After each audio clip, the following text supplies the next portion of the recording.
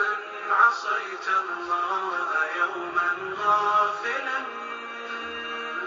أنسيت أن الله قد أعطاك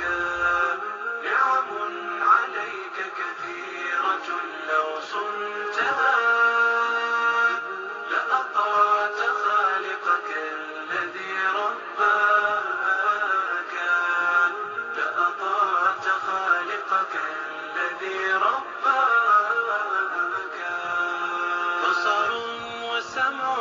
والكلام مكمل سبحان من أعطاك ثم حماك من بعدها تقوى على صيانه يا للوقاحة كيف تفعل ذاك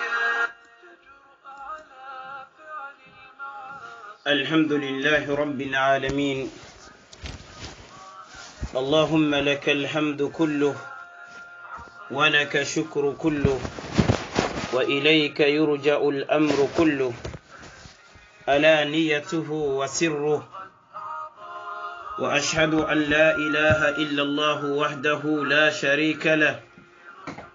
وأشهد أن محمدا عبده ورسوله اللهم صل عليه وعلى آله وصحبه وسلم تسليما كثيرا أما بعد السلام عليكم ورحمة الله وبركاته الله غنو صلو غبنو الله غنو بيتي لغنا الله غنو ينغوني نيامبانا الله غهنن كرافورونغا نو سنقصو غبو يا رب العالمين الله كومو لنكو يرني سفغدا نانتي سنقصو نيمي الله مباتم نيمي من كان يعبد رمضان فإن رمضان قد مدى وانقضى ومن كان يعبد الله فإن الله حي لا يموت ibe ganani anga sunqaso nya batta sunqaso kenyeme adaga ibe ganani anga Allah ya batta Allah ya na bada birana Allah be gante kalla subhanahu wa ta'ala Allah mbatten kemme nyeme qasunqaso nyeme ona sa gasire dun konin kunyi mamma durgotonto mamma jerinto ona fa basire biro nin kunyi fa ba durgotonto akhi jerinto ono terinkanda non sukunyi ona alla nyaago da khairi ode khasudan ya rabbal alamin kendangi yempalle faru dan santa yo maga sari o garono lenkile son nogonga alla komo farim pananyani lemunu ko ogeni kesio kede berini igo jabini na sababu nya oga kani kuno gonga kumbitoy yo alhamdulillah alla gana dunge o kesio ni yogoni kinniya kengeni kumbene kinniyata à partir de francileri kumbene à partir de francileri insha Allah tabaraka wa taala 17h agage mekara 15h nga 3h lemuno ne mulla inke foy masara ngenya kebire wagande na nyaso ni kan kanne mbani lemuno nan kirnde ndeberi na kunyi ndeberi kebire wagande so ni kan kanne wala hajunga ko kono nga insha Allah numéro bani ke yani 00337 68 0049 35 ke numéro yani kani lumunu ngara ina lu khorondu wa meda nga mamani kumbene à partir de 17h francileri karabange 15h merensi alhamdulillah na sallin kunyi ndende beri kebire wagande na nyaso nin kan kanne nga o hajunno ko gono nga kenyai alla ganne kumbene ko inoy kendangi empalle fare tanabe go magalenki ogedumu akongo nanti o mamma yego akina fatina romu keregi metoga maga aga furujanga imma ngollini kudoyini romu kubirandi kinempati falle luwayen tambonge fumi di bagandi yego andiro soron kompenga ade lumunu kune nonyai iga wini ken nogonga ode koto make arjegen tenyani talata ke kota idin qri nanti riza nanti mamma be kina ge fatina dala timenin toro anugunta fakkanya naga gollini lumunu kudoyini biradin kita o soronge daga nafakan kiniya alla gana dunge galwaye nge wutini mamma keliro munda yodo khidi mardi ke kota nanti riza nanti jalande mamma ke bunu ida daga Gabriel Touré do khiri nanti fosunti kitengano odo farende na de khalsindaga alhamdulillah anya operation nyai mamma sire begay na sababu nyaremme nya lenyugo nyai ona duwa ke ala timelle medanga ari duna me fabe nyinonga ka Allah gana dunge fabeni ya maga duna fubeni ga mungundini di fabai faben gani fatini saxen sigin tenyani aywa mamman jiliti lenyugoy ka imi warafina oye mulla insha Allah taala ganani bakka imma tangi soron kompelle njake diromu ona no kokito diga bakka optalinga operation palle ina nyano nga korosundwa idanga Allah ganne maga gemme nyana odi sudanga na khair gomdi bebenga na sahakine saxinga ya rabbal alamin kenangi palle ala time tana khibare njo fando yu akhini ngedo ko ane Senegal ya garanga dara nyai aga suntuga dinni wujunu tummiya pepere 50 euro khasosu asarin kuratu gadin tugana sarin daga ma murtani aga nyagandi ni de killu laqunya aga na kebe kitagi kapame kudo ini remmen qarangin tuga iremmen nam maga perdi dara kay Allah ko mo follaqtana faage ngunyide gona la time be khibare ngana ko wajibi nyano ga kinyandi ni gay ke sinem ke qasosuni qasubane su 50 euro anaga dara khade sarin kaba amma ga nyagandi de killi laqinga fabe ganne maga sarin tetelle sigide killi laqqa ga nyagene corona ke dema Allah ganno da khademana konya na keda nga fabe anga khasosu anga tugana danga anga sinen tugana qasasu na tugada 50 eurani anga na tuga Allah tabaraka wa taala na nyanda an kada bognoku duna ananyanda bognoku khumbene kendange palo faba bege do magibaren ko wa kanne ke anga na wori Allah nte fayni insha Allah rendez-vous kita kada nga Dakar Allah gana dunga etelle Dakar opération nyana korosuna ndua Allah ganni sire bakay o mamatana gayo maga Dakar le deani aga opération ganyana korosuna ndua Allah ganni suru bagandi ni opération salininga ko wakati ni wotintengobo alhamdulillah korondua kalsilanta sujarana ka umma gani ko duwa woni koya ona duwa ngobondi Allah komo na'am lenki oyerni sefe gadanga Allah gana dunge ibare kama kengeni Allah mbatte ngananti sun qaso nyanyeme ka Allah mbatte menyeme kumena insha Allah taala mogeri sefe gadanga ogede bakube deberi faransi menogonga sun qaso ke tamule gere adu salle ke kota ogede khibaru beni wori kawa fini bege wori kumena yerni sefe gada kumena jumanga kana kunterinka ade nasiha bego maga katti o kursu adu wajunda na de tuana tanasu annasrullahi lan tusaranga sefene kumena mogeri sefe ken kama biidnillahi tabaraka wa taala ona golle nya gobondi nan punge digamenga o digamenga na gobo golle gantede ante batte bagandini Allah ganno da khasu de mana no da khasu turi ya rabbal alamin len ko erni sefe gadanga insha Allah taala sun qason ge dangi nanti Allah mbatte kemme nyeme kemme dangi تيجي الله ده الحمد لله الواحد القهار يكور الليل على النهار ويكور النهار على الليل تيجي الله ده الله بيجي تنكباني سيغومن دفن كغومن سو تنكانجي كي الله بي الله بيجا ورولون دي كيين انا قران باغاندي مانا كيلو ورونغا نا ورولون دي كيينا بيتلتي قران نادغا ما قران نارو ورونغا قران ناري ورون نادغا Allah bege kiyende qason qaya iga wurnu mogoy katti dingira balla gede rokute suda Allah yani yampana Allah yani tunkadere ona seda kenyani bana hunde ke Allah yana fa kapalle mante Allah subhanahu wa ta'ala te innente remmente Allah sarante Allah yani yilman kupende berini wuronde kiyenga men sorini o wi qaga naga sinano gonga kenni tagasiyay kenni simmeya kenni kawandinde haqqile dunke danga serebe ga simmene ona sede inanti Muhammad sallallahu alayhi wa sallam Allah kome nyani Allah khana nyani Allah khayfare nyani Allah di sugandiya Allah ganne kisse nyana kamari sahabani adi dunkoni ade sire suge ya khidiya mawundi en kota amma ba'd Allah komo kesu dangi en palle ne da gasuay sire sugin terinkana ona tunanti taqullaha ta'ala wa'tabiru bi sur'ati mururi al-layali wal ayami qorosun kono Allah gundondo bange qoron tagasi qoron simme ona tunanti uro kega jono nan daga mogobe ade kiyen kaga jono mogobe ona tunanti o wi qafa nyemene do kenya no gonga qoron simme qoron tagasi de kesu aduna mogo marasa o maga daga de duna batsenga Allah komo to ana yugo de duna misalun tafsir mogo yugo tafsiru daqiq shadid ati anogo sogoye nyageni bawni hadamare me Allah to bugu nyinye kiyai osagene katti nyinyenya ati dunare soganan sumbana mo ati soganan ni manne deberini ane sogodin posire nyawutu ade sogodin posire adana daga gunnenga anatifi tifi empalle anara fata agana fata fete yen palle dimmabe inara kotu tiganya geni mayillenya geni ba ina fo surungutu iniro kanden nogonga ina fo burum pizza ina kungarano nga tammisonde dabani niga kunterono marai kunterono boto kunterono kande ati hadamaren menyani sogampoke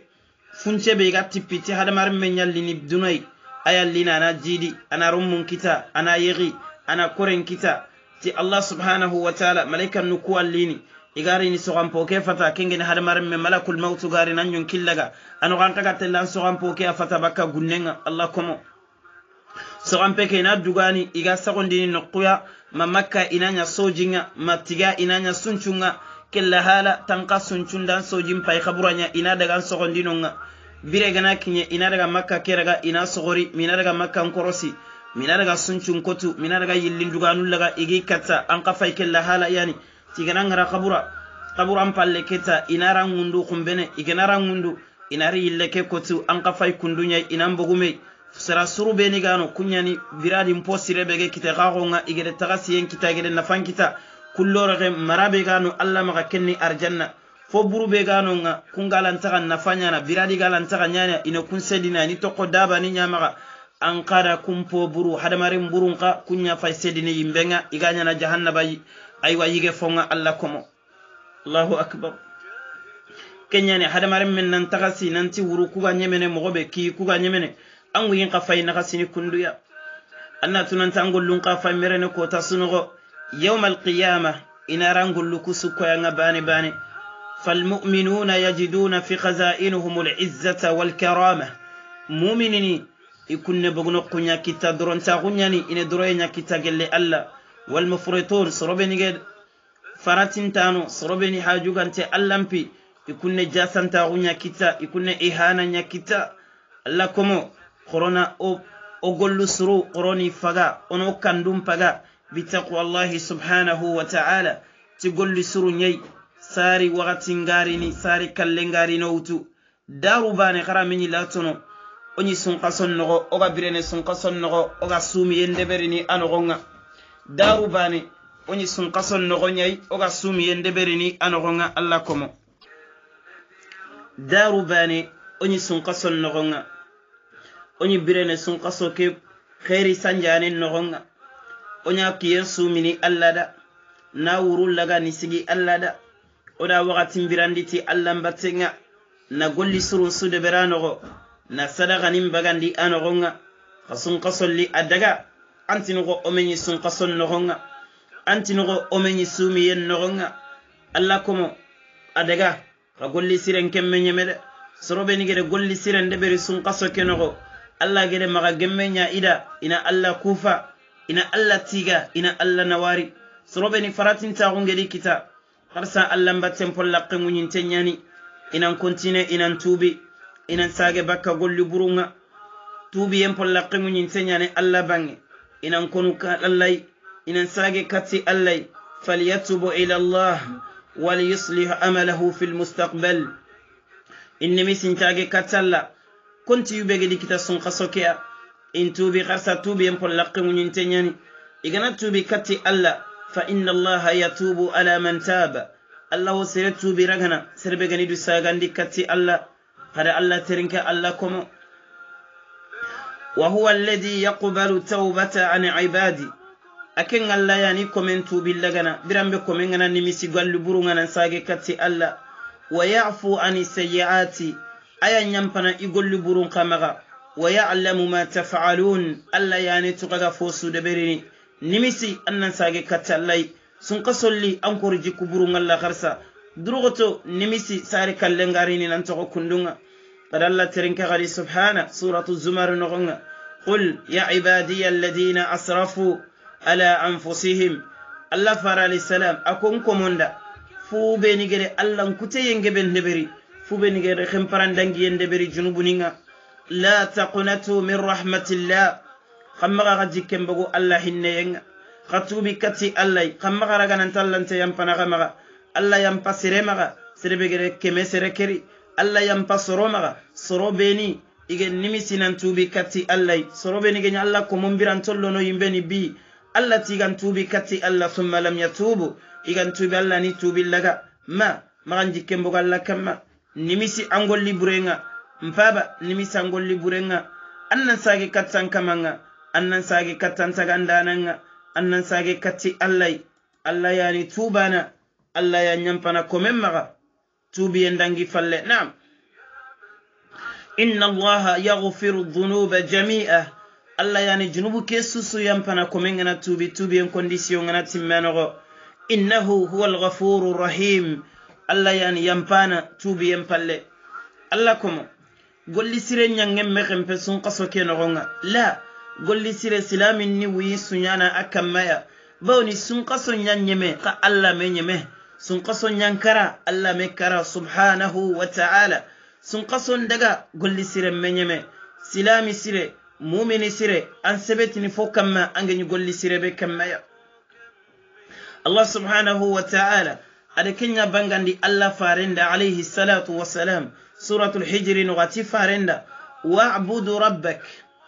Muhammad alayhi salam an kaman butu Allah kambire hatta ya'tiyaka al-yaqin makallenga langutu ko tabe magallam batten tokono maga gollengara makallenga li angutu ko tabe ma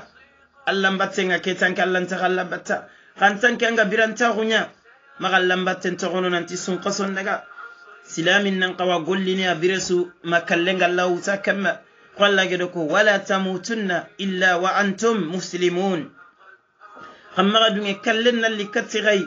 ma Allah kallenna magaram bugallo mun nogonga natro ante dina ke kamma mpaba kallenna magaram mutuna tro Allah dungen tentanda kisima mami mon frère ma sœur magadunge kallengari ni mogosu natro amma mogosirondi anga jikuni be kamma anyimme yalla halantu angandutu balil insanu ala nafsihi basira anyimme yalla halansutu tuba ila Allah niba ila Allah zid ala ta'a dume Allah mbatten kamma sun qaso nyeme maga angollum bonondi khafunga maga raga nanti sun qaso nyeme Allah mbatte nyeme ay maga nya sun qaso kome nya Allah yara kome wa'budu rabbak Allah yabutu hatta ya'tiyaka al-yaqin makallengal langutu qala ba'da salaf salih yogoti ide soro yogoni adraktu aqwaman la yazidu dukhul ramadan min a'malihim shay'a wala yanqusu khurujahu min a'malihim shay'a atile Allah komo yogoni wori sun qaso nganare ameni fosu kapiku ngallambate bawni gani mo be sebetina kamma et puis sun qaso kagana dangante fosu baki allambate isumien ni mo nyana filan sumie i urni sallen ne kundunya isadaga mbakken ne kundunya maganya sun qaso nganari aywani Allah batta sun qaso ngana danganna sagi katallan kute ikunyi durgotono Allah mbattenga iwi muman suyanogo sun qaso no sun qaso fe yetunanti Allah yengente nyani kamma yetunanti kallella yerni ni wutu wakati ndamma suwa Allah komo corona golli sire nyaade beri na golli sire ndeberi na nyille fokka pa golli sire sun qaso ngera do nyoga golli sire ode fotallan kefe sun qaso ngana dangi koronto golli sire kamma umma ga sago falle nanti sun qaso li Allah komo sun qaso nyani oga tubini katti Allah oga nimiseno golli burunga sun qaso ngana danga wure fetinan ton sago falle de sun qaso ni junubu yam payendi manya no listinya zero ona li golli sire njoppa sun qaso dangi falle mu'mini ni nyagalini sun qaso ngana nyeme mu'mini ni nyagalini ti Allah de sun qaso timmandi danga Allah de maga gemmen nyingida ida sumende beri Allah da ida wuron sigi Allah danga idi sadaka nim bagandi ke sun qaso ida Allah mbattunde beri mu'mini ni nyagalini Allah gede timmandi danga nkutuna sun qaso na Allah mbattenge bende beri na golli sire ndeberi kam munafiqin ke nyagalini sun qaso ngana nyeme manni ake nyagalina nanti sun qaso nyeme ke tanke lay telle golli burunde beri eskora go bagenya kamma yilli falle tagumanti sirefe magan sefende bagenya yilli falle garanta go bagenya yilli falle akenni kasunya sun qaso no ameni golli buru ku deberna di tokono ngati sun qaso ngenyeme asagi golli buru akendal lankute en tokono sun qasonya khama tokono ngati sun qason kama ange farati en nogonga ange mungu yen nogonga ange danger nogonga konu malakul mauturi na nyonki mutu kambir tubi katalla sari kallengari na mutu Allah komo kana tunanti golli siren tagu manche anna ame golli sire ya deberi kefine sun qaso ngana ni golli sire sun qaso ngana dangan qawani ni kenya angeme ni nafila angede nafila njoppa sun qaso maga waraketa garagi dangi angede sadaqa mbakke ngara maga sigindi kenya ni golli sire lage entagu manche tuwano ngede ko golli sire alli anna alhasanata tad'u ila alhasana wal amalu salih yad'u ila al'amali salih anna tunan tangi ni golli sire be na koynanti alla dan sun qaso keraga andanga anni misini gollu burunya sun qaso pallanta sagene kattiya an continue ne de golli sire nyai an kanna golli burenya ngenga keta kemureni golli sire nya gido nyana ime fo sire yai ka angana wori sun qaso dangi fallanki ngeni golli burebe anni le sagene katti kenya kemurena sumu kuman nafade an sadaqa ni kuman nafa koy anna filani man nafa igandan nafa ina siron diniya bon Allah gana ko men golli sire la galla nan tinton dini do angana tintolla golli bure ni tubakanga kasun kason pallanke ngeni mogobe anyille kundunye an siro katan ko renga sun kaso ngedanga nyille katiya na buro gadi anna tunan tan sun kaso gollunge danger no ngademma mpaba ye danger angeni golli buru suwanda su togono nga sun kaso ngana dangi Allah dan de mamma yille katti kunga nimisinte nyani ya kharsa Allah anna ma Allah tiga Allah de maga gemme nyanda hangi sagam palle golli burunya tagu manci sirefe tuwanu maga Allah ganno daga tangana Allah komo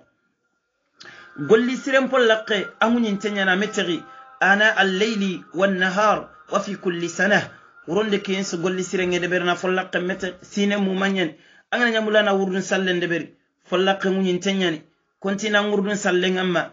wurdun sallen men ko laqe meteri angana nyamulana yogoya dema ndem pollaqe munyin tenyani angana nyamulana ndume golli sire sukama sebeta kamma kenyana lingi alla danga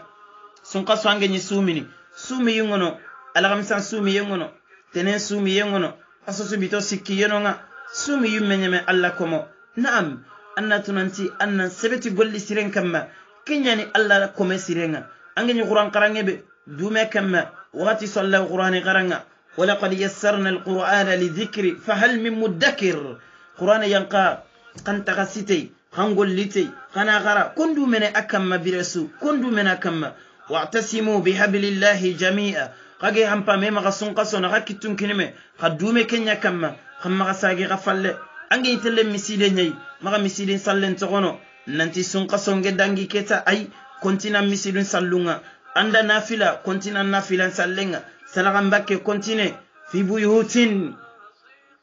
أدن الله أن ترفع ويذكر فيها اسمه الله دنيا الله كانينا الله مبنان كونينونا مسيدون نانا قرآن قرآن نانيا صلوا نانيا نونا يسبح له فيها بالغدو والآصال إذا الله سنة غندبرني الله كانينا صغبا للنسو رجال لا تلهيهم تجارة ولا بيع عن ذكر الله يقول يانا الله مغاما يغارون درغة تنين جاغندو ما خبيو كنتي منغندني دي الله مبنى وإقامي صلاة إن صلينا دبرني برسو وإيتاء زكاة إدومنا جكا نكا منا بغينا بورنا من نيغا كوغلو دبرني يخافون يوما إكنا كوتاي تتقلب فيه القلوب والأبصار كوتاب صندمونغا سرالني كوتاب يسوني سوغا جاسني إيغا كنا تغادم برنا الله باني ليجزيهم الله أحسن ما عملوا الله نيتغاتي فوي فوبغام بوسيغر غولي بدبري ويزيدهم من فضله الله نيجيري باكيف سانغون تاغونغا والله يرزق من يشاء الله يعني سر أرجعنا سر بيجنا لين الله دا بغير حساب نعمل كروسين ده يسولون الله كنيي هم غام يسولون تغنو ننتي سون قصون يمن فنن قيو قاعدين سكي أرانغا قدرا سكي كين عرف فناي غرس مغا غفري الله فارن دكوا عليه السلام ننتي سرون يرينو لخيامن كوتا كينغا ينقنا هذا مرة من سنبان دالولانغا ورني أنتينغو أنتيغا ديجنغا باتي نيجينغا مغوبي أسوغا فوتين نغو جوتي يقول ينو الله يرونو سيرونغا أكوتا يغوبي قلبه ورجل قلبه مؤلق بالمساجد يغوبي صندومنغا مسيدين كما سلوغاتي غنا فريتا أبوتويا أنتينغا صندومن ننكره الله كما غروندومي كندويا دي يا من تعودت على حفظ لسانك من الغيبة والنميمة والشتم وقول زور في شهر رمضان حافظ على ذلك بعد رمضان فأمسك لسانك فإن أطلقته قتلتك الله كما سربجن أنجني دومني سنقصو كنغو أنجن أنين اللغا بكا مغان سفندي بكا واندي ليبوندي بكا واندي حيباندي ambe gede du korosi bakka namemaxu bakka keremeraxu bakka na soro yogo ojonin koppi kole doke nantaxu sere yogo kamma na tiye ñiga na soronka ni bonondi ambe gollenge ñi garenga angede kesu toxononga sunkaso ke amme dunge maxa sefendini sumen na maxa naxasi amme dunge namimaf amme dunge sere lebun amme dunge sere kana amme dunge gare kongo duruxoto continue an nan nene keraga xar sunkaso ngana ñeme an nene laga maxa wulaqi sere suya an ñimme suni lebu ñay an nene laga angana nene ke warasu samakka nyana nan nyimme ya khinyi angana nene ngarasu aw nyana sababu ya agangol lumbono dinamba angana nene ngarati magan sefende soronyan telire ga nga khumbene yawmal qiyama itugani da golli suru angana nyati namime nyai ande dukaba arjanna alla komo sereyan didu haramu arjanna sereyan didu taghura ga nyai mbenga serebe ga dine ne nya wara nanti sunqa sondangi nan diga mu wobe gana lingenda idha lam tastahi fasna ma shi'ta angeme yagu fode ber kebe gal linganda kono Allah yengente nyanan kamma sunqason wo sunqasofe Allah yengente nyanan kamma wa inna alaykum lahafidin malaikan nu nyane daga batsenga ina ga korosina wuro ado kiye khagana dingira su kiraman katibina safandano geni ya'lamuna ma taf'alun Allah ta'ala nyilla ko ngono qutana nanti ma yalfidu min qawlin digambane sunte bakka khalaqunga illa ladayhi raqibun atid safandano nyane donga iga ga golluku safana kono allai qarsun qason genyeme nene keraga qarsamma ya gollaga qarsam paba kan kono allai alla yani komel lagana agantugana sun qaso feti fofo sun qaso liana gaserandita na'am serbe gedi torul laga bakka misigi terinke nga sun qaso adi ya gollaga bakka haraminga durgo to toru kuroga qarsun qason gedangi asuni alla qasonya subhanahu wa ta'ala kamalla terinka gatini inna sam'a kaga mugindiniti toru kube wal basara kaga fayindiniti yago kube wal fuada kaga simme burube nyanati qasondo muku masimme suru kullu ulaika kana anhu mas'ula alla waga korosina sukka mabane bane yawm al qiyamah serbe gidi ya khallaga bakka haramin payindenga sun qason nogo ma mpaba anya khallaga bakka haramin nga kharsun qason palle kitam malla mugugeni alla me qaso bugu qaso allati alla farenako قل للمؤمنين عليه السلام أكو مؤمنين دا يغضوا من أبصارهم إني يغن تنكبلغا بكا حرام باين أنك موري فيسبوك أني حرام يفاين يوتيوب أنت فوسو فاين حرام بالي أنت لنها فوسو انت فاين واندي يغرون دورو واندي يغن دورو فيتو خفونياني لا يسمن ولا يغني من جوء نفس انتي أم فتاغنو كاتسي كيني مي سنقصو كان دي دوكبا سنقصو مبالاندغا دورا بونين نغنغ ويحفظوا فروجهم إني إنغرون كتشون تنغا بكا يغريتني بكا سنجي ذلك أزكى لهم كنيا سننيدا كنيا لابن تنيدا إن الله خبير بما يصنعون الله نوخا خبارنيا قاقر فوفو سلبري برانتا غوكي الله وخا خبارنا سوا يوم القيامة القيامة نشانكو تنغا ما عندي مبابسو الله تعالى نيلاكم الله فارن عليه السلام وقل للمؤمنات الله فاركم مؤمن يغرون يغضضن من أبصارهن إني يغون تنغا بكا حرام بايندنغا ويحفظن فروجهن إني يران كمپون تنغا بكا سنجنغا أنا سنقصو وسنقصو تنا أنن بيري كندو أنن كنتيني كندو الله دي يغو نياميري كندونيا أدي يغرون قا نياميري كندونيا فوتوغرافو فايي أوران نتغنو واندي لورا فايي أوران نتغنو أن تلفون غمغا تونياني نيما نياني كمغا الله كتاتي خمبني أينيا نندنغا جاسنتاو خمبني أينيا نندنغا نميسي anye sontanga alla urantanga anya gontanga antoruntanga alla o kesu korosini kumbene toro ngerni mo ko agire miziki sutorinka ya ngere harame su fayi mo ko ngomma kitenge la qifofosu tangetere katino kusu besu yi mo ko ngobane bane bal nyinye kenya na sedai kono alla nanti seda no kuyono nga kharsa sun qasoni wo sun qasofeti wo kono alla bega korosini birensu amalla terinka geti ya ayyuhalladhina amanu taqullah قبني جتون دينتي الله خكونو الله ولتنظروا نفس ما قدمت لغد يمكن سنن بايندي قل بانغدي ورا دوكانا غان كيسيني واتقوا الله ان ساغان نكون الله ان الله خبير بما تعملون الله وخ خبارين خغير قل سلبري ونا تننتي سن قسون يمي الله مباتم يمي الله غنو نانا الله كنانو الله غنو نانا الله مباتانو اندومي الله مباتن كما قالن كله سون باي والسلام عليكم ورحمة الله وبركاته.